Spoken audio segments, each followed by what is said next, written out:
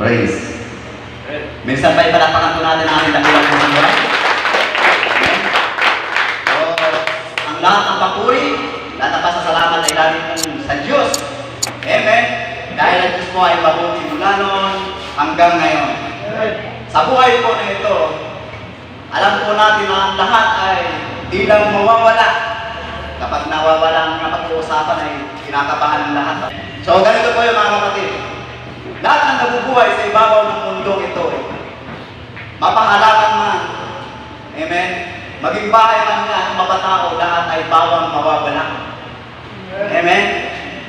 Amen. So dapat sa buhay na ito, bilang Kristiyano, ang pananampalataya, ang pananalig mo sa ating dakilang Diyos na buhay ay dapat huwag mawawala kailanman. Amen? Dahil dito, sa pagsamba sa ating dakilang Diyos na buhay, walang ibang pag-uusapan dito kundi ang kaligtasan ng bawat isa. Amen? Lahat ang pinag-uusapan dito ay bawat kabubuti ng bawat Kristiyano. Yan po ang ating malalaman sa ating pong pagsamba sa ating dakilang Diyos na buhay. Amen? Makibasa po kayo sa Biblia, dito po sa Job, chapter 8, verse 11. So, mayroon po tayo ditong malalaman. Ito po ang sinasabi ni Bildad kay Job. Amen? So, ang sabi po dito sa verse 11, ang halaman sa tubigan ay di mabubuhay, kundi sa matubig at malamig na lugar lamang. Well, ito'y unang nalalantang kapag ito ay natutuyuan. Kahit bagong tubo pa lang at di pa napuputulan. Amen. So purihin ang salita ng Diyos sa pagkabasa na kung saan ay magbibigay kaalaman sa bawat tao at Kristiyanong naniniwala sa ating dakilang Diyos na buhay. So malinaw po na sinasabi ko rito na ang lahat ng halaman na nabubuhay sa tubig ay di mabubuhay kapag ito ay walang tubig. Amen. Lahat ng nabubuhay na halaman, amen, na kung saan sa tubig lamang sa kumukuha ng lakas upang siya'y mabuhay. Kapag ito ay natuyuan ng tubig, siya ay malalanta. Tama po? Siya po'y mamamatay. Dahil wala pong siya masisipsip na tubig na kung saan nagbibigay sa kanya ng buhay. Tama po? Hindi po lahat ng halaman ay nabubuhay sa tubig. Meron din pong sa katuyuan na kalupaan. Amen po? Pero, bilang sa pagbabasa ng Biblia, sa ating naunawaan sa halaman na ito, na kapag ito ay kung natuyuan ng tubig na wala siyang masisipsip na kung saan siya ay mabubuhay, siya po ay matutuyo at nalalanta at muli ay mamamatay. Tama po mga kapatid. Ganun din po sa buhay ng mga tao.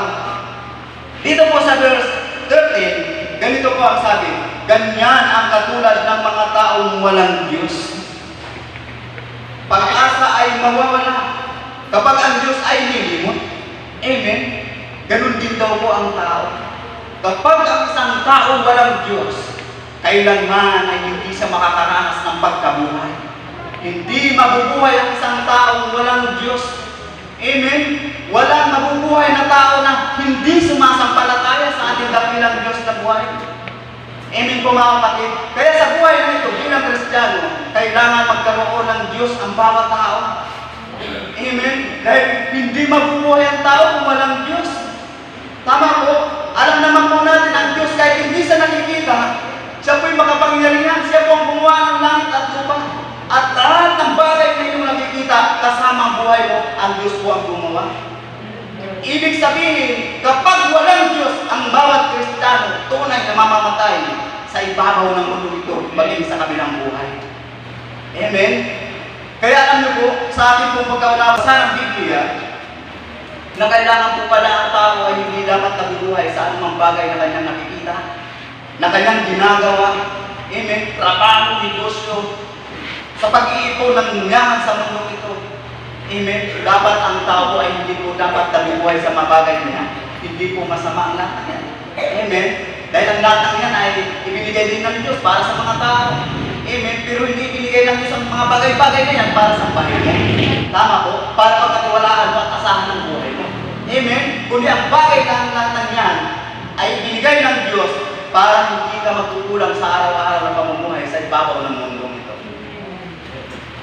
Amen? Pero higit sa lahat, dapat na ang tao ay umasa at mabuhay sa Diyos. Amen? Alam naman po natin na ang buhay natin pansamantala lamang sa ibabaw ng mundong ito. Walang mayaman, walang mahirap, walang pinag-aralan, walang may pinag-aralan na mabubuhay ng mahabang panahon sa ibabaw ng mundong ito. Amen? Kahit negosyante ka pa, ikaw na ang pinakamahusay sa buong mundo. Ikaw na ang pinakamayaman sa buong mundo. Ano man ang katayuan mo sa buhay mo, politiko ka man. Hindi mo masama maging politiko dahil sa Bible naman po yan, pinintulutan ng Diyos. Pero kung ang lahat ay umaasa sa mga bagay-bagay na kanyang tinatangkili, tunay na walang buhay, makakamtan ng bawat tao yan. Amen? Kundi magkakaroon lamang ng buhay ang tao sa bawat pananalig, amen, sa bawat pagsisi at pagtalikod sa mga kasalanan, pananampalataya sa ating dakilang Diyos na buhay. Dahil yan po ang gusto ng Diyos, amen, na ang tao ay sumampalataya sa Kanya upang magkaroon ng buhay. Ayaw ng Diyos na mga tao ang mamatay. Amen. Bagaman tayong lahat ay mamamatay, pero ayaw ng Diyos na tayo po ay nabubuhay sa kasalanan para lamang mamatay. Kundi, mabuhay dapat ang bawat Kristiyano sa katwiran ng Diyos upang magkaroon ng buhay. Tama po mga kapatid. Kaya sasabi ko ng Biblia, kapag ang isang tao ay walang inaasahan kundi ang kanyang yaman, tunay nga na makakalimutan niya ang Diyos na naglalang ng kanyang buhay. Kapag nangyari yun sa isang Kristiyano, huwag mong asahan na ikaw rin ay mabubuhay. Amen? Kundi pinakikita rito na dapat ang tao mabuhay sa katwiran, sa salita ng Diyos, mabuhay manampalataya sa ating dakilang Diyos na buhay. Sapagkat ang Panginoon ay hindi mo nakikita na siyang tutugunan ng lahat ng iyong kailangan at siyang magpapagaling ng iyong sakit karamdaman. Bagamat ang maraming tao, kahit Kristiyano, dumaranas ng anumang karamdaman sa buhay na ito, pero huwag natin kalimutan, may Diyos na magpapagaling ng lahat ng yan. Wala lahat ng tao. Sabay-sabay ito. Amen. Kaya alam niyo po, sa buhay natin, bagamat tayo po ay gumaranas ng mga problema at mga pagsubok, huwag po natin kakalimutan na umasa sa Diyos. Amen. Dahil tunay po na bago pa dumating ang mga pagsubok sa buhay natin, nauna na po sa mga propeta, sa mga apostol, sa mga lingkod ng Diyos, dinanas na muna nila ang mga pagsubok. Amen. Gaya ng narinig natin kanina na sinabi ni Kuya Michael, may napugutan po na lingkod ng Diyos, pero kailanman ay hindi sila nawala ng pag-asa sa ating dakilang Diyos na buhay. Hanggang kamatayan sila po yung nanampalataya, umasa sa Panginoon. Amen. Dahil may pangako ang Diyos na ang sinuman sa kanyang sumampalataya hindi mapapahamak kundi magkaroon ng buhay na walang hanggan. Brother Sally, gaya ng sinabi ni Brother Michael, may napugutan na yun pa rin napahamak yun. Mga kapatid, ipaunawa ko po sa inyo, ang katawan ko ang napahamak, ngunit ang totoong buhay ay tunay na ililigtas ng ating dakilang Diyos. Amen. Ganun po ang ating naunawaan sa salita ng Panginoon. Kaya kung bakit ang maraming tao ay nawawala ng pag-asa. Amen. Dahil sa kanilang mga nakikita, sa kanilang mga nararanasan, mga problema at pagsubok. Kapatid, lagi na po natin nararinig. Amen. Na kapag ang tao ay dumaranas ng mga pagsubok, mga problema, dapat ang asahan po natin ang Diyos na bagamat hindi sa nakikita, tunay na tayo tutulungan ng pagdating ng araw na yun. Amen. Kaya alam niyo po, dapat ang tao hindi nawawala ng pag-asa eh. Dapat hindi sinisisi ang Panginoon kapag may sakit at bilingkod naman ako, Lord, bakit mo pinasakit ang balakang ko? Nasisipa ang Diyos. Tama po? Dapat kapag tayo po ay may nararamdaman sa ating katawan, be humble every day. Every day. Amen. Sa buhay nito dapat tayo umasa sa ating Panginoon. Do it all for Jesus. Dapat lahat gawin mo para sa Panginoon. Amen. May problema, may pagsubok, ano man ang naranasan mo. Amen. Hindi po nagtatapos doon. Dapat tayo kung lahat na nakaranas ng mga ganyan ay nagtatapos sa pananampalataya at pananalig sa ating dakilang Diyos na buhay. Amen. Dahil ganun kabuti ang Diyos kailanman na hindi po tayo pinabayaan. Sa kabila ng ating mga inisip na hindi gusto ng Diyos, na ating mga ginawa na hindi gusto ng Diyos. Amen. Pero andito ka pa rin. Buhay na kahinga. Nakapagsamba ka pa. Purihin ng Diyos ang bawat buhay ng bawat isa sa atin. Amen. Dahil mabuti ang Panginoon. Gaya na sinasabi natin rin kanina. Wala nang gumising kanina umaga pero purihin ng Diyos. Nandiyan ka nakaupo. nakikinig sa salita ng Diyos, tunay na ang pag-asa ay nasa iyo at nasa atin. Kapag tayo po ay tuloy-tuloy ang pananampalataya hanggang kamatayan, doon po natin mararanasan ang buhay na walang hanggan. So ano ang sinasabi dito? Sa verse 14, ang sabi ko dito, ang mga bagay na pinagkakatiwalaan nila ay kasing rupok lamang ng sakot ng gagamba. Kapag ito'y sinasandalan, agad itong nalalagot. Kapag ito'y hinawakan, tiyak itong masisira. Mga kapatid, ito po sinasabi dito na hinahalimbawa na ang kanila daw pong inaasahan ay tunay nga po na kasing rupok po ng sakot ng gagamba na kapag hinawakan mo, tiyak na mapuputol. Yan po ang inaasahan ng marami. Hindi magbibigay ng habang buhay. Pansamantala lamang na buhay, ng kaligayahan sa buhay ang pinag-aasahan ng marami. Marami pong umaasa sa mga material na bagay. Wala pong masama na yan. Huwag mong isipin na yan po ay magbibigay buhay ng bawat tao. Amen? Maraming mga tao na umaasa na alam naman natin pag sinandalan natin. Ang sakot ng gagamba, tiyak na ito po mapuputol. Ganyan din po ang buhay ng tao. Kapag ang tao umasa sa kay nanay, kay tatay, wala pong masama dyan. Kay ate, kay kuya, may nasa abroad, sa mayayaman, amen, sa pira, sa negosyo, sa trabaho, lahat ng bagay na pinasahan mo sa ibabaw ng mundo ito, bawang mawawala lamang yan. At hindi mo maasahan yan sa mahabang panahon. Gaya ng sakot ng gagamba, marupok, at kapag sinandalan mo, ito po'y mapuputol. Gayun din naman sa mga tao. Kapag ang tao ay nawala na ng pag-asa at nawala ng pananampalataya sa ating dakilang Diyos na buhay, na sa halip na sumamba, nagtrabaho, wala pong masama doon. Nagnegosyo, wala pong masama doon. Lahat na ng bagay na pagkakitaan mo, gawin mo. Wala pong masama doon. Kapatid, nagiging masama lang yun kung doon na lang nabuhos ang buong buhay mo, ang buong araw, buong taon mo, hanggang sa mamatay ng tao. Doon yun po ang masama. Ngunit, kung ikaw ay nagtatrabaho, nagnegosyo, ano man ang ginagawa mo sa buhay na ito, tinatangkilin ko, kumita ka ng marami, nagkito ka ng mayaman, wala kang masama yan. Pero kung kasama mo ang Diyos, tunay na magkakaroon ka ng buhay na walang hanggan. Amen. Pinagpala ka na sa ibabaw ng lupang ito. Bahay, lupa, anumang yaman, pinagpala ka ng Diyos dahil sa pagsunod mo at hindi pa po natatapos niya, magkakaroon ka pa po ng buhay na walang hanggan. Amen. Kung nagbabasa po tayo ng Biblia, makikita po natin doon sa Biblia ang ginto. Amen. At diamante. Amen. Alam niyo po ba na yan po ay magsisilbing liwanag sa buhay natin, higit sa lahat ay ang Diyos kapag tayo po ay kinuha ng Panginoon at tayo po ay nilagay sa tunay nating kalalakihan. Kasi totoong lugar na kung saan papupuntahan natin. Amen. Yan po ang magsisilbing liwanag sa buhay natin. Amen. Kaya tayo pong lahat, bagamat tayo po yung wala po tayong maraming pera, wala tayong inari-arian. Amen. Kapatid ko, huwag kang malungkot. Kung ikaw ay Kristiyano at ikaw ay naniniwala sa Diyos, amen, tunay na ikaw ay talagang buong buhay mo ay ang Diyos ang pinagkakatiwalaan mo. Sa Biblia, amen, nabasa mo, ay talagang sinampalatayanan mo. Ikaw talaga ang totoong mayaman dahil ikaw ay tagalangit. Ang Diyos po ay tagalangit. Ang Diyos po ay mayaman. Kung mayaman ang Diyos na may-ari sa iyo, ikaw rin naman na anak ng Diyos ay mayaman din. Amen? Amen. So alam niyo po, sa buhay na ito, ang buhay ng tao ay nakadepende sa material na bagay. Amen? Dapat magiging matalino po tayo. Alam niyo po, hindi lingid sa inyong kaalaman. Malaki po ang tinapos ko, engineering.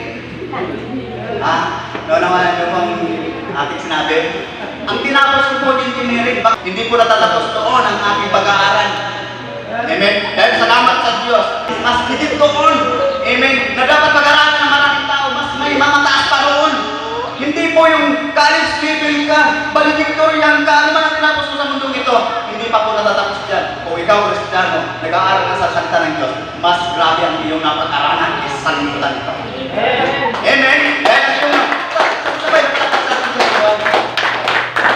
dahil ang iyong napag-aralan sa sanlibutan ito, amen, tunay na ituturo doon kung paano ka mag-manage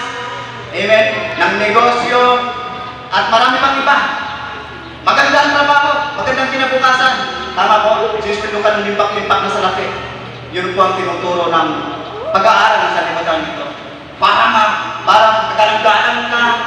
Amen? Talagang ikaw ay kikilalanin ka kayo. Tapos tama po? Dito lang po yan sa sanlibutan. Pagbibigay sa inyo ng magandang trabaho, maganda po yan. Pero alam niyo po, may pinag-aralan ka man o wala, kapag sa Diyos ka nag-aral, amen, kahit na sino pang mataas na tao, kahit sa gobyerno, pag nalaman na ikaw ay nagtuturo ng salita ng Diyos, ikaw ay alipin ng Diyos, gagalang ka nila. Naranasan ko po yan. Engineering nga po. Graduate na pa ako sa engineering. Naunawaan niyo po kayo ibig sabihin doon po sa mga dating engineering din. Amen. Pero alam niyo po, mga kapatid, seryoso. Engineering po natin. Mga kapatid po, seryoso. Sa buhay po na ito, kailangan magkaroon po tayo ng tunay na relasyon sa Diyos. Tunay na aral na magbibigay sa iyo ng buhay na walang hanggan. Wala pong iba kundi ang salita ng Diyos. Narinig niyo na po kanina pa na ang Biblia po ay kailangan mabasa ng maraming tao. Amen? Kailangan ng tao ay nagbabasa ng salita ng Diyos para lang sa gayon, anuman ang kanyang mararanasan sa ibabaw ng mundong ito, tunay na kapag may salita ka ng Panginoon, ay hindi ka na piling turuan ng kung sino-sino pa man. Amen? Hindi ka na piling turuan ng teacher ng eskwelahan kung ikaw ay nag-aaral ng salita ng Diyos. Bakit? Dahil ang totoo mong teacher, ang tagapagturo mo, ang totoong tagapagturo mo, walang iba kundi ang ating Panginoong Jesucristo. Amen? Na magbibigay sa iyo ng halimbawa at magbibigay sa iyo ng daan. Amen? Ng kaalaman ng karunungan patungo sa buhay na walang hanggan. Ano ang pagkakaiba ng pinag-aralan mo sa eskwelahan ng mundo ito? At sa pinag-aralan mo sa salita ng Diyos, anong pinagkaiba? Malaki po ang pinagkaiba. Dito, sa pag-aaral mo ng eskwelahan, magkakaroon ka ng magandang trabaho. Tama po? Amen? Magiging pulis ka. Di ba? Kung gusto mo, maging attorney ka pa. Amen? Gusto mo, presidente ka pa ng Pilipinas. Magagawa mo dahil may pinag-aaralan ka . Tama po? Pero pansamantala lamang po ang buhay sa mundong ito. Pero sa pinag-aralan mo sa salita ng Diyos, step by step, kailangan mo lang magsisi at tumalikod sa kasalanan, magbalik loob sa Diyos. Tama po? Manampalataya ka sa Panginoon, buong buhay mo ibigay mo sa Diyos. Tunay na ang pinag-aralan ng mundong ito, higit pa roon ang iyong napag-aralan at nalaman sa salita ng Diyos dahil ikaw ay makakaroon ng buhay na walang hanggan. Amen? Ang pinag-usapan po, dito ay buhay na walang hanggan para sa mga Kristiyanong totoo at nais at maglilingkod sa ating dakilang Diyos na buhay. Amen? Kaya dapat po mga kapatid ko, huwag po tayong mabuhay sa mga material na bagay. Hindi po masama po mga material na bagay, tama po? Amen? Mga kapatid ko, mayroon pong mayaman na kung saan ay walang ibang ginawa kundi mag-impok ng kayamanan. Nabasa niyo po yun? Walang ibang ginawa kundi magpayaman. Dahil sa kanyang kabisihan, ay nakalimutan ng magbasa ng Biblia. Nakalimutan ng manalangin at nakalimutan na, amen, na sumamba sa ating dakilang Diyos na buhay. At ang sinamba niya ay ang kanyang kayamanan. Ang sabi niya po sa Lucas,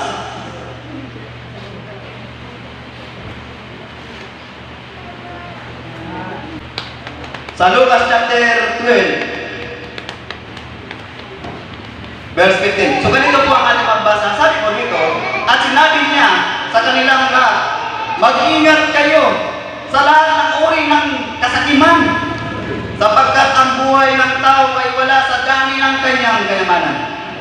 Amen? Mag-ingat daw po sa kasakiman. Alam niyo po, yung nag-iipon ka ng tira sa ibabaw ng mundong ito, yung as in sa'yo lang, sa pamilya mo ba? Masama rin. Eh, gusto mo nga mabuhay ang pamilya mo. Kaya ka nagsisikap. Amen? Pero yung focus mo, ang isip mo, puso mo, yung doon na lang sa pagsisikap. Wala pong masama yun. Lahat ng tao dapat magsikap eh. Tama? Amen po? Doon na lang na-focus ang tao. Nagpapayaman siya talagang grabe ang ganyang ginawa. Gagawin ng lahat para yumaman. Amen? Hanggang sa kanyang makalimutan na ang totoong may-ari ng kayamanan. At ang sabi po, pagkatapos, Sinilaysay ni Jesus ang isang talinghaga, isang mayaman ang umani ng sagana sa kanyang bukirin.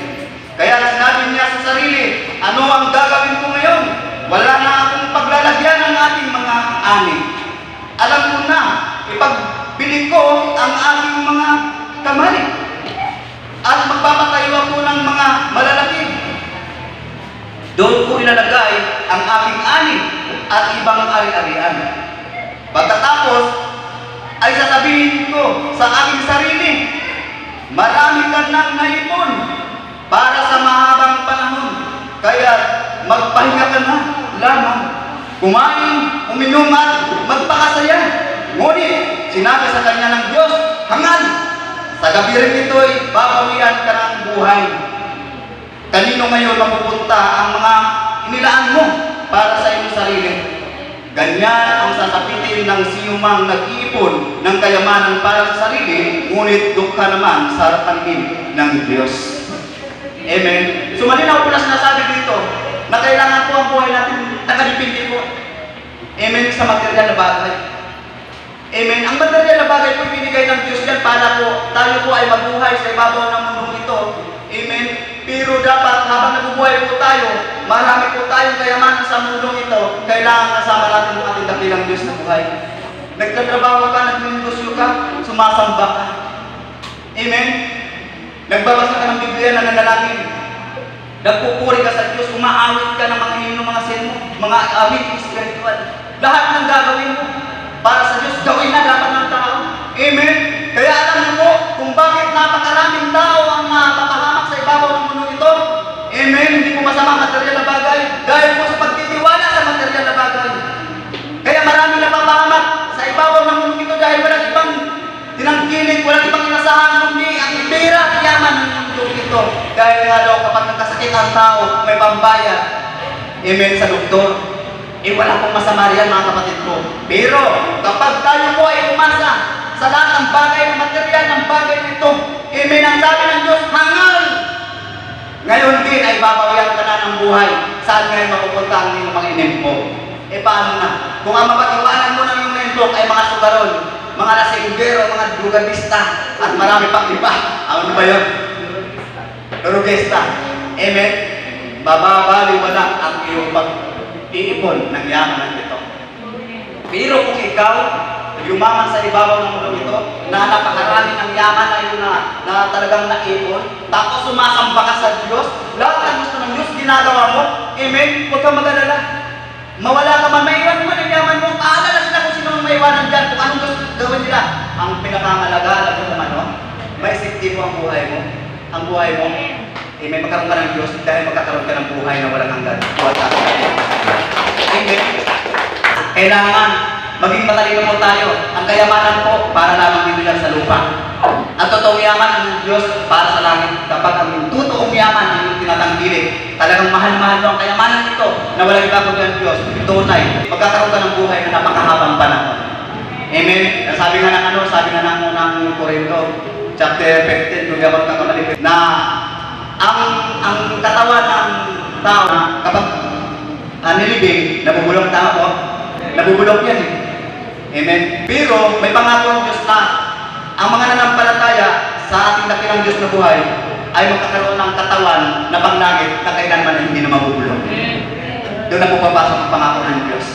Kaya anong gagawin natin? Go and all for Jesus. Gawin mo ang lahat para sa Diyos. Amen. Kung ano man po ang tinatangkilik po natin lahat, ano bang ginagawa mo sa ibabaw ng mundo ito? Nagtatrabaho ka ng negosyo. Gawin mo ang lahat para sa Diyos. Para nang sa ganun, ang Diyos naman ay may gagawin para sa buhay mo. Sabay-sabay na palakpak sa ating dakilang Diyos. Kaya ang lahat ay nangyari kong tumayo at tayo po ay aawit sa ating dakilang Diyos na buhay. Ang himaya at pagpapala at kapayapaan ay sumayin po lahat.